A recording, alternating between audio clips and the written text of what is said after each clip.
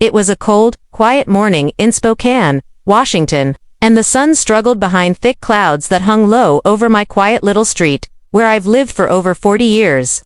The kettle was gently whistling in the kitchen, and the scent of fresh coffee mingled with the sweet aroma of banana bread I had baked the night before. A warm amber glow from the old lamp in the corner softened the shadows in the room, while the radio played a low Elvis tune like a whisper from another life. My mornings always began like this, slow, calm, between coffee, memories, and the silence that filled the spaces where voices used to be. Asterisk. My name is Clara. I'm 72 years old and have lived alone since my husband passed away 7 years ago. My children live far, one in Denver, the other in Atlanta, and their visits have become increasingly rare, especially after the pandemic. Around here, people close their doors early. I guard my routine like one would tend to a fragile garden. Coffee at 8, Sudoku at 9, radio talk show at 10. Sometimes I walk to the library or chat with Mildred, my neighbor across the street, but most of the time, it's just me and the quiet. Asterisk. That morning, I was wrapped in a blanket on the sofa, the mug warm between my palms, when a sudden loud pop echoed from the back of the house. My heart jumped. I stood up slowly, thinking maybe I had left a window open and the wind had knocked something over. Then I noticed the hallway light flickering strangely. It had happened the day before too, but I had ignored it. This time, I knew I needed help.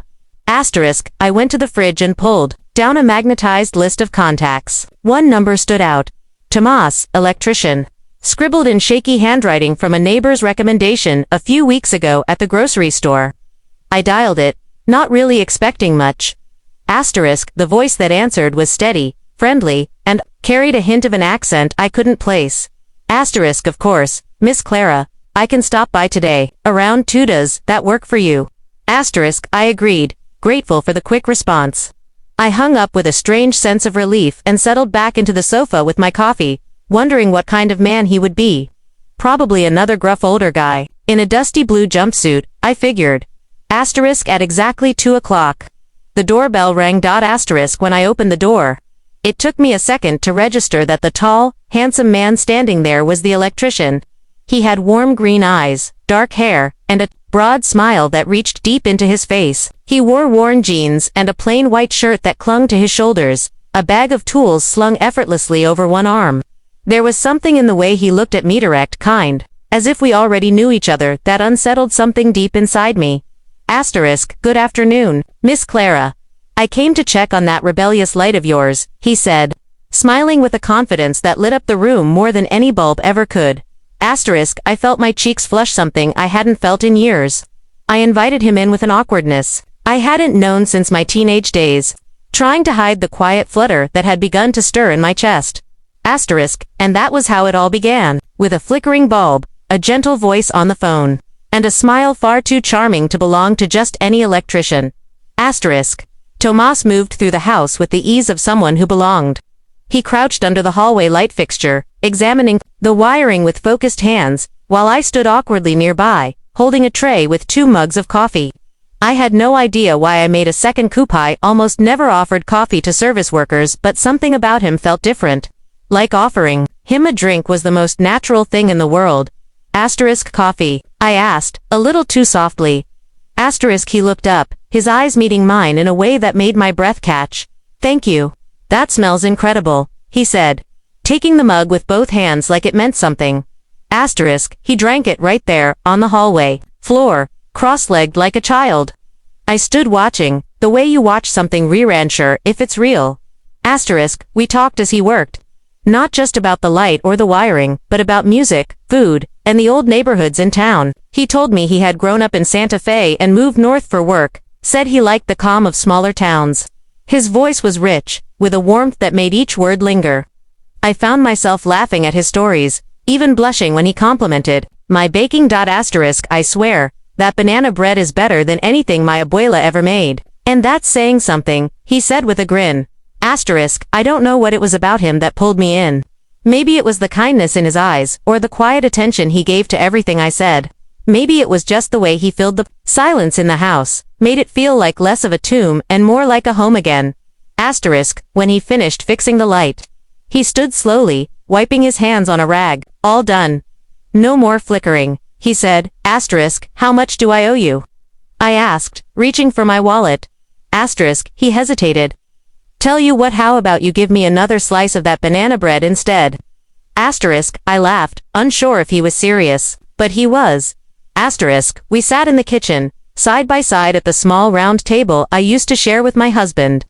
Tomas talked about his plans to start his own business, about how lonely the road could be sometimes. I nodded along, understanding more than I expected. There was something about his presence that felt so safe, so immediate. It had been so long since someone looked at me like I wasn't just an old woman, like I was still alive inside. Asterisk, before he left, he took my hand.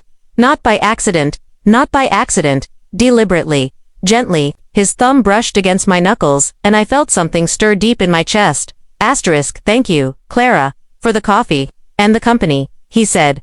You're welcome, I whispered, unable to say more. As he walked to his truck, I stood at the doorway, heart pounding in my ears. He turned back once and waved. I waved too, like a schoolgirl seeing off her first crush. Asterisk, that night, I couldn't sleep. I kept replaying every word he said, every smile, every touch. My mind fluttered, like it hadn't in decades. I knew it was foolish. Knew better than to entertain fantasies at my age. Asterisk, but there was something about Tomas, something that made the edges of my world soften. And even though I didn't know it yet, that small spark would soon ignite a fire I couldn't control. Asterisk, the next morning, the house felt different, warmer, somehow. I walked through the hallway and glanced up at the fixed light, smiling at the small, silly pride I felt, but it wasn't just the light. It was the memory of Tomas's eyes, his touch, the sound of his voice. That feeling stayed with me like perfume on a scarf, subtle, lingering, impossible to ignore. Asterisk, I sat at the kitchen table with my usual cup of coffee, the banana bread half eaten, and opened my phone. Normally, I used it only for checking the weather or the occasional message from my daughter. But today, I opened it with a strange kind of hope. I didn't know what I was looking for, maybe an excuse to text him. But I had no number saved. I sighed, feeling foolish. Asterisk, then, not 5 minutes later. The phone buzzed in my hand. Asterisk, good morning, Miss Clara. Thank you again for yesterday. That coffee still has me dreaming. Let me know if you ever need anything fixed or if you just want to talk. Asterisk, I stared at the screen, heart racing. It was him. I hadn't given him my number. He must have gotten it from the caller ID when I booked the visit. That should have alarmed me. It didn't. Instead, I smiled like a teenager. Asterisk, my fingers hovered over the keyboard. I typed, erased, retyped, then finally sent. The light is perfect, but I may need help finishing the banana bread. Asterisk, he responded in seconds. That's the kind of emergency call I live for. Asterisk, I laughed out loud, alone in my kitchen. It felt absurd, magical, dangerous. Asterisk, over the next few days, the messages continued. Short at first good mornings, silly jokes, questions about what I was reading, then longer. He told me about his lonely drives across the state, his favorite songs, his childhood dog. I told him about my husband, my late-night baking, the quiet ache of empty rooms. He listened, always. Asterisk. And then one afternoon, he sent a picture. Just his face, taken in the driver's seat of his truck, sunlight in his eyes. Thinking of you, the message read. Asterisk, I didn't know what to say. I held the phone like it was something alive, something fragile. That night, I lay in bed staring at the ceiling, replaying everything. I wasn't stupid. I knew how the world worked, but still there was something about this that didn't feel like a game. He made me feel seen. Like I mattered again. The next time he texted, he asked something different. Do you ever get lonely, Clara? Asterisk, I hesitated. My fingers trembled, as I typed. Yes, often. Asterisk, he replied. Me too. Asterisk, then, would it be okay if I stopped by sometime? Not for work, just to say hello. Asterisk, my heart leaped into my throat. I should have said no, but instead, I found myself replying, yes. That would be nice. That weekend, he came back. No tools, no uniform. Just him in a gray sweater, holding a single red rose. For the woman who makes the best coffee in Washington, he said. Asterisk, I laughed, covering my face in disbelief. I couldn't stop smiling. We sat in the kitchen again. He talked. I listened. Then I talked. He listened better. Asterisk, before he left, He touched my hand again. But this time, he didn't let go. Asterisk, I like being here. Clara, he said softly. It feels like home. Asterisk and I, a woman who had known the weight of silence for too long, felt something crack open inside me. Asterisk, I didn't know it yet, but that gentle fracture was the beginning of the break. Asterisk that following Wednesday, the doorbell rang just past noon. I hadn't expected anyone. I was still in my slippers, with my hair tied back and an apron on, mid-recipe, when I opened the door and saw Thomas standing there, holding a brown paper bag and smiling like he belonged on my porch. My heart gave that now familiar leap. Asterisk, I brought lunch, he said. Thought you could use a break? Asterisk, I laughed, flustered, wiping flour from my hands onto the apron. You're starting to spoil me. Good, he said, walking in like he'd done it 100 times before. We sat at the table with sandwiches he'd picked up from a deli across town. He poured iced tea into my glasses like he already knew where everything was. I watched him from across the table, trying to keep my face calm, but inside, I felt it growing, the hope, the warmth, the fear. Asterisk after lunch, he walked around the house, asking questions. You live here all alone? He asked gently, running his fingers along the old wooden doorframe of the guest room. Asterisk, yes, since Howard passed. It's a lot to manage, but I can't imagine leaving. Asterisk, he nodded, looking around like he was seeing the house, not just as it was but as it could be. Asterisk, you ever think about what it'd be like to have someone else around again? He asked, without looking at me. The question hung in the air. I didn't answer right away. My voice felt trapped behind the fluttering in my chest. Sometimes, I said finally. But I've gotten used to things. Asterisk, you shouldn't have to, he said, turning to face me. You deserve more than empty rooms. Asterisk, it was such a simple statement. But the way he said it with his brow furrowed, his eyes locked on mine made it feel like a vow. I looked down at my hands, unsure what to say. No one had spoken to me like that in years. Maybe ever. Asterisk, he stayed longer that day. We ended up on the couch, looking at old photo albums. I hadn't taken those out in ages. I showed him pictures of my children when they were small. My wedding day, Howard in his military uniform. Asterisk, he listened quietly, asking thoughtful questions. When he reached out and touched one of the photos, I noticed how gentle his fingers were. Asterisk, you had a good life? He said. Asterisk, I did, I whispered.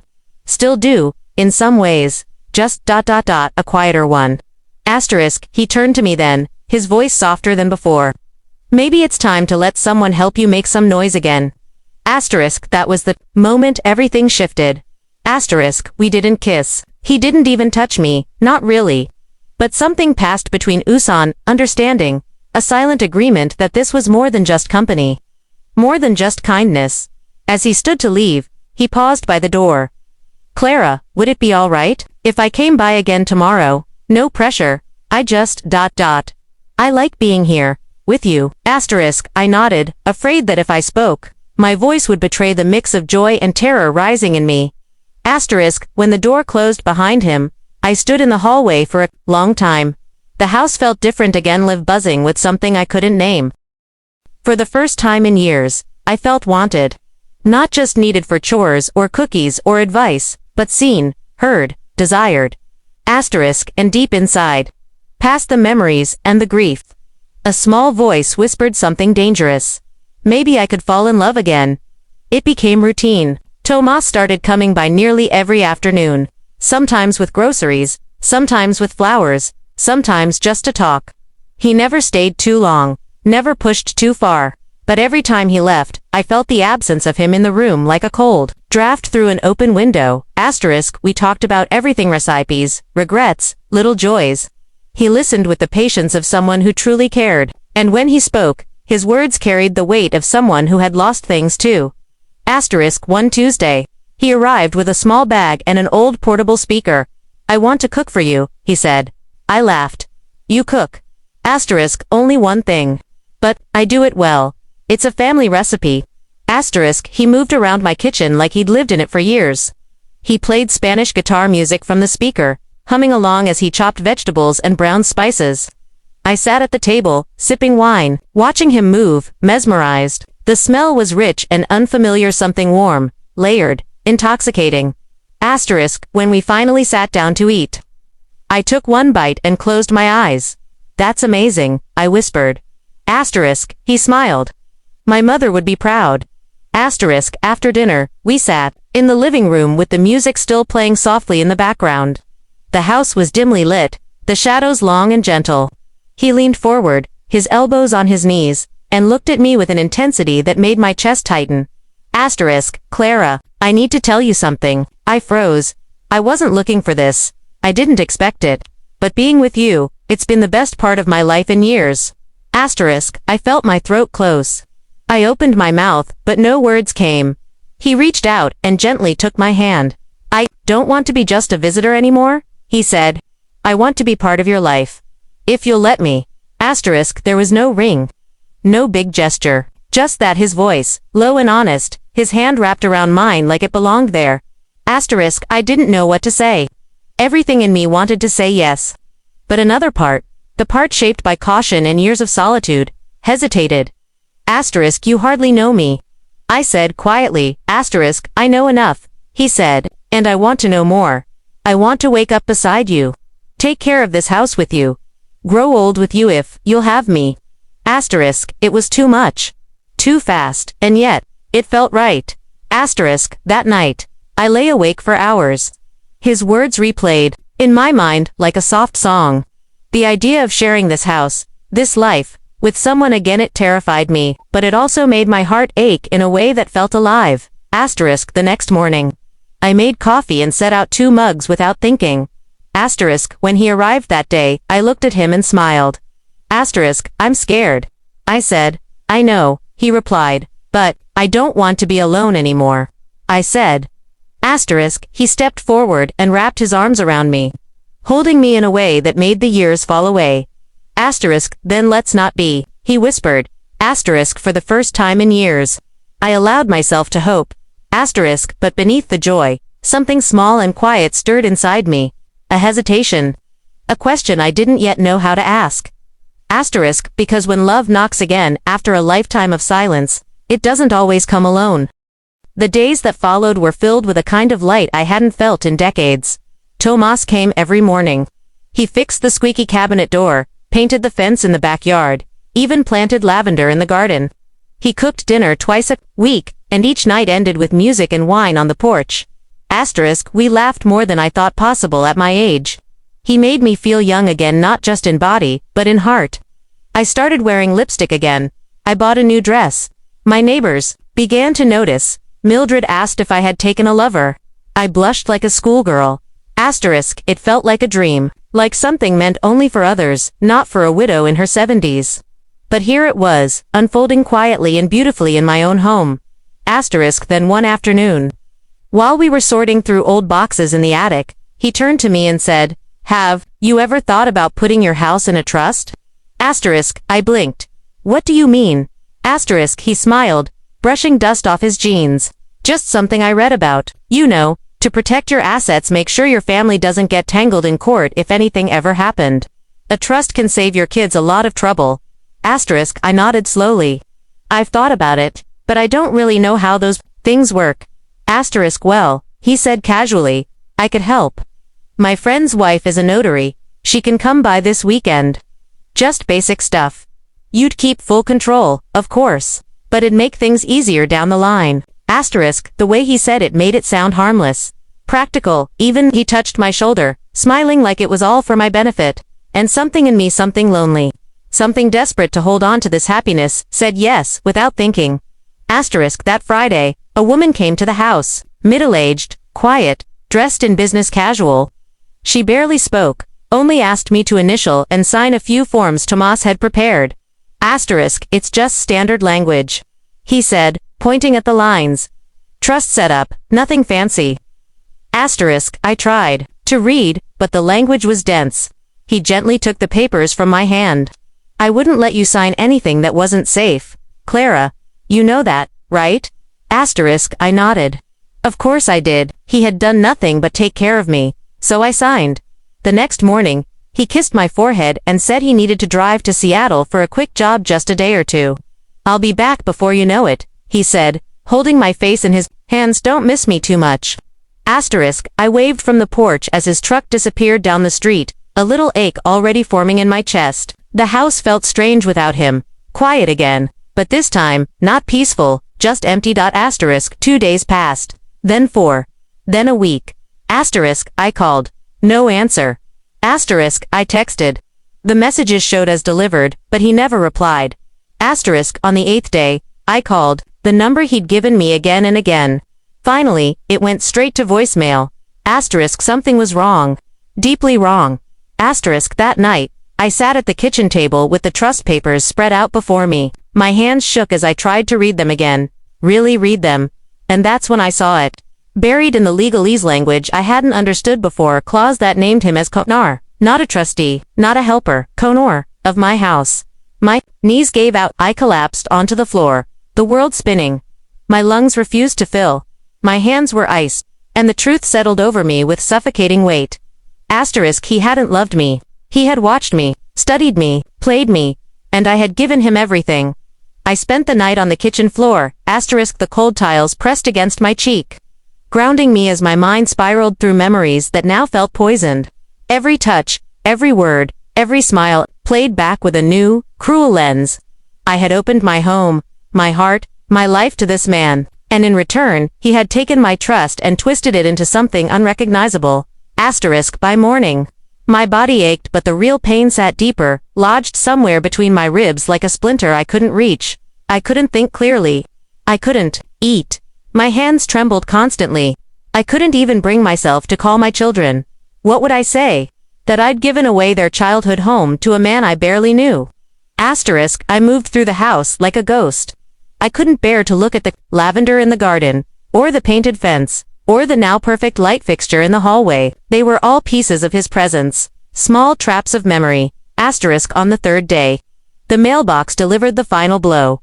Asterisk, a large manila envelope, thick and official looking.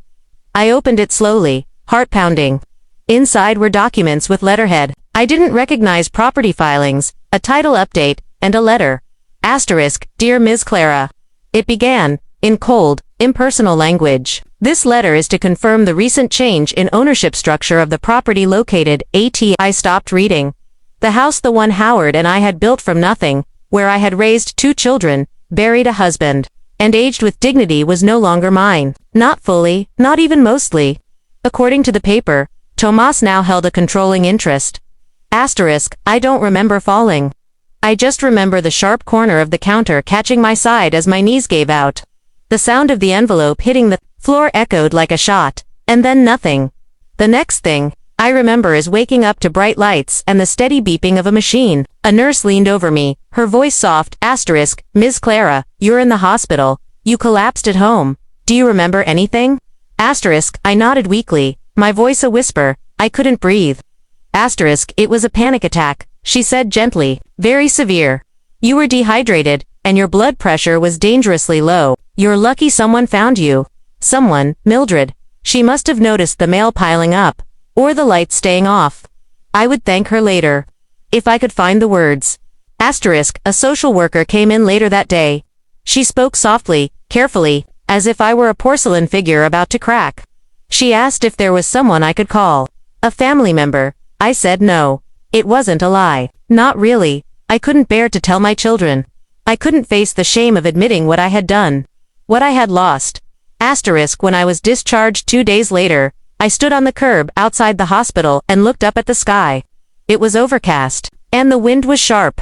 Everything felt too loud, too bright, too fast. I took a cab home. As I walked up the steps, I noticed a small detail that stopped me cold. The front door, my front door, had a new lock, a shiny, unfamiliar keypad where the old brass keyhole used to be. Asterisk, I tried my key anyway. It didn't fit. Asterisk, I stood there, shivering, my hospital bag at my feet, the weight of everything pressing down on me, and that was when it truly sank in. I had no home. Asterisk, no place to rest. No safety to return to. Tomas hadn't just broken my heart. He had erased my entire life. I stood on the porch for what felt like hours. Cars passed. The wind picked up. Somewhere down the block, a dog barked and a child laughed, but those sounds belonged to another world, now a world I had been cast out of. My own reflection in the glass of the door looked strange, pale, lost, a woman without a key. Asterisk I didn't cry. I just stood. Until my legs started to shake. Asterisk. Eventually, I picked up my bag and walked down the steps. I didn't know where I was going. My feet moved automatically, like they remembered routes I couldn't name. I passed Mildred's house, but I couldn't bring myself to knock. I wasn't ready to be seen not like this. Asterisk I ended up at the bus stop by the old pharmacy. I sat on the cold metal bench, clutching my hospital bag, staring at the faded map posted on the side. None of the destinations meant anything. I had nowhere to go. My bank account had just enough for groceries and utilities, not for hotels. I didn't even know if I still had access to it. I hadn't dared to check. Asterisk, as the sky darkened, I made my way to the only place that felt even remotely safe. The church on 6th and Maple. It was small, quiet, and always open. I had attended services there with Howard on holidays, lit candles for my mother after she passed. It wasn't home, but it was familiar. The door was unlocked. Inside, the scent of wax and wood filled my nose. It was warm, still. The stained glass windows cast soft blues and reds across the pews. I walked to the front row and sat, lowering my head into my hands. Asterisk, I whispered, nothing, just breathed. Asterisk minutes passed. Or hours. Asterisk at some point, I heard the creak of footsteps behind me. I turned slowly. It was Father Daniel. Clara, he said, his voice a blend of surprise and concern. I opened my mouth, but no words came. He sat beside me in silence. After a while, he said, "Are you hurt?" I nodded once. He didn't ask more. Not then. He simply placed his hand over mine and squeezed gently. The tears came then, not loud or dramatic, but slow and silent, soaking the collar of my blouse. As I stared straight ahead, asterisk he let me stay that night in one of the rooms behind the chapel. The ones reserved for visiting clergy or people in need. It was small, a cot, a lamp, a folded blanket, but it was warm, safe, and mine. For the moment, asterisk the next morning, he made tea. No questions, no sermon, just kindness. He handed me a cup and said, "When you're ready, we can talk. Until then, you rest." That was the first time I allowed myself to exhale. Over the next few days, I stayed in that little room. I wrote in a spiral notebook Father Daniel gave me. Not stories or prayers. Just thoughts. Fragments, rage, shame, loss. Asterisk, I couldn't believe how easily it had all slipped away. My home, my safety, my belief in people. In myself. I kept replaying every moment when I smiled, when I trusted, when I handed over the pen and signed those papers. Asterisk, what kind of woman gives away everything for a few compliments and a cooked meal? That question haunted me. But beneath that voice, another quieter one began to form, tired, but steady. Asterisk, you were lonely. You were human, and he saw that, and used it. I stayed at the church for over a week. Every morning, I woke before the sun. The room was always dim, the silence heavy but not cruel. I would sit with my tea in the same spot by the window, watching the sky lighten from black to blue, and I would breathe, just breathe. Sometimes, that was all I could manage. Asterisk, Father Daniel never pressed. He brought food, books, and once, a cardigan someone had left in the donation bin. "It looks warm," he said simply, leaving it folded at the end of the bed. That kind of quiet compassion was harder to accept than I expected. It made my chest tighten. No one owed me anything anymore. Not after the mess I had made of my own life. Asterisk one afternoon, he sat across from me with a thin folder. "You have options," he said. Asterisk, I shook my head. I signed the house over. He didn't steal it. I gave it to him. Asterisk his eyes softened. That doesn't mean what he did wasn't criminal. Deception, coercion, those things matter. There are lawyers who deal with elder abuse. There are protections. Asterisk, I looked down at my hands. They felt older now, clumsier somehow. "It's not about the house anymore," I said. "It's about what I let myself believe." Asterisk, he nodded slowly. "Even so, you shouldn't carry this alone." Asterisk, the next day, he helped me call a legal aid organization. I spoke to a woman named Carmen who listened without interruption, her voice kind but firm. "This happens more often than you think," she said. "We'll help you file a petition. See what we can recover. It might take time, but you are not powerless, Clara." Powerless.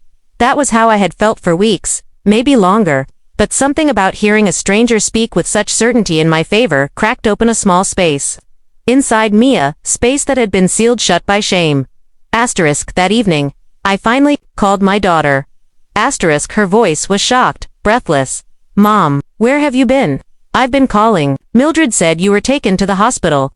Asterisk, I told her everything. Not all at once, but piece by piece, over a long, trembling hour. I expected anger, disappointment. Instead, there was silence. Then tears, asterisk, then I'm coming. Just stay, where you are. Asterisk, she arrived the next night from Atlanta, tired-eyed and carrying 2 suitcases. She hugged me like I was something breakable and precious at the same time. Asterisk, why didn't you call sooner? She asked softly, brushing my hair, back with fingers that still remembered how to comfort. Because I was ashamed, I said. She held me tighter. You were vulnerable. That's not the same. Asterisk, her presence changed things. She took over the calls, organized documents, spoke with Carmen. She stayed in the church guest room next to mine, reading by the same lamp, warming tea in the same chipped kettle. Asterisk, for the first time in a long while. I didn't feel invisible. Asterisk, one morning, she turned to me and said, we'll get through this. Even if we don't get the house back. You're still here. You're still my mother. That matters. More than anything. Asterisk, I cried then, not from grief, but from the strange, overwhelming relief of being forgiven. That night, I wrote something new in my notebook. He did not destroy me. He exposed my wounds, and now I will learn how to heal them. Asterisk, it wasn't, just as yet it wasn't closure. But it was a start. It's been 6 months. Asterisk, I'm living in a small apartment now, 1 bedroom. A kitchenette, a window that looks out onto a narrow alley filled with ivy and rusted bikes. It's not my old house. It doesn't smell like banana bread or have lavender by the porch. But it's mine, entirely mine. Asterisk, the case is still pending. Carmen says it could take a year, maybe more. There's a chance I'll recover some ownership, maybe financial restitution. But I've stopped thinking about justice as something the court can give me. The real damage wasn't the deed. It was the way I stopped trusting my own instincts. The way I questioned the warmth I once gave freely. That is what I am learning to reclaim. Asterisk, my daughter visits every Sunday now. She brings groceries, flowers, sometimes her dog.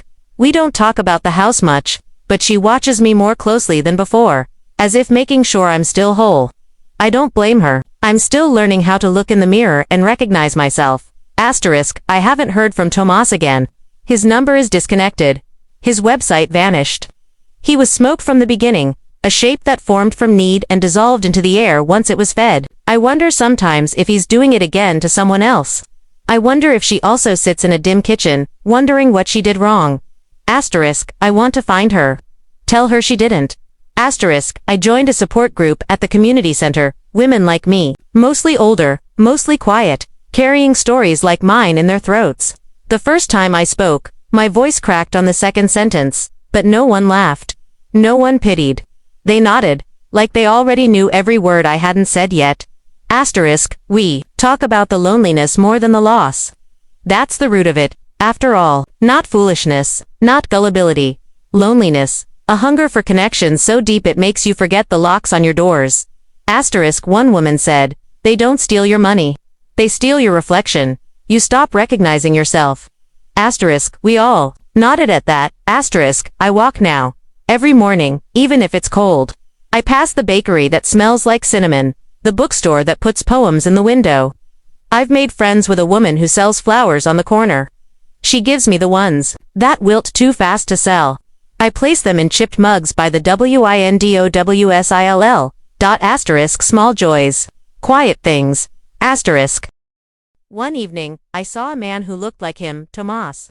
He was across the street, outside a hardware store. Same build, same walk. My chest tightened, and I stopped breathing for a moment. But when he turned, the face was different, kind, not him. Asterisk, I sat on a bench afterward, hands shaking, breath shallow. But I didn't cry. I didn't collapse. Asterisk, instead, I whispered to myself, you're safe now, you're here. The world kept moving. Now, when I make coffee in the morning, I make only 1 cup. I sit by the window with the light falling across my lap, notebook open. I write a sentence each day, not advice, not warnings, just truth, my truth. Like this one, He didn't steal my house. He stole the version of me that didn't believe it could happen, and I am learning to forgive her, because she only wanted love. And even now, after everything, I understand that.